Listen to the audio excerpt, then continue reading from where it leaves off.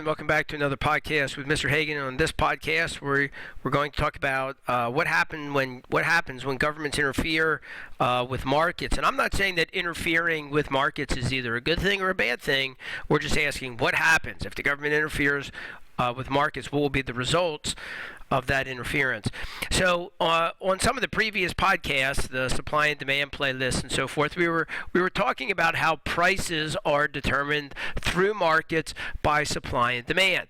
And now we're going to say, what happens if the government supersedes that? What if the government, instead of the market, sets a price? So the government might set a mandated price, and so instead of the market, supply and demand, determining the price, the government is going to instead determine the price. So the government's going to mandate a price different than the market price.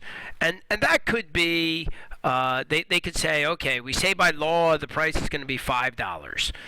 But that's not what they usually do. What they usually do is the government sets a price control that is within a range of prices. So it might say the price cannot be below $3. The price cannot be above $10, things like that. And those ranges generally fall into two different categories. The first one is a price ceiling. A price ceiling is a maximum price set by law.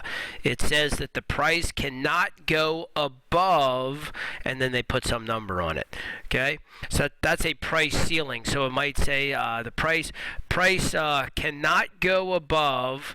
The price cannot go above, let's say, $10.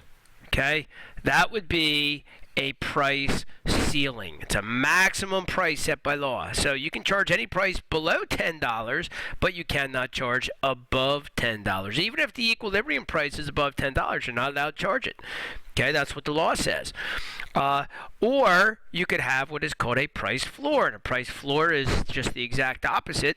It's a minimum price set by law. It's a minimum price set by law. And this might say, like the government might say, that the price cannot go below, and then pick a number, $3. Price cannot go below $3. That would be a price floor.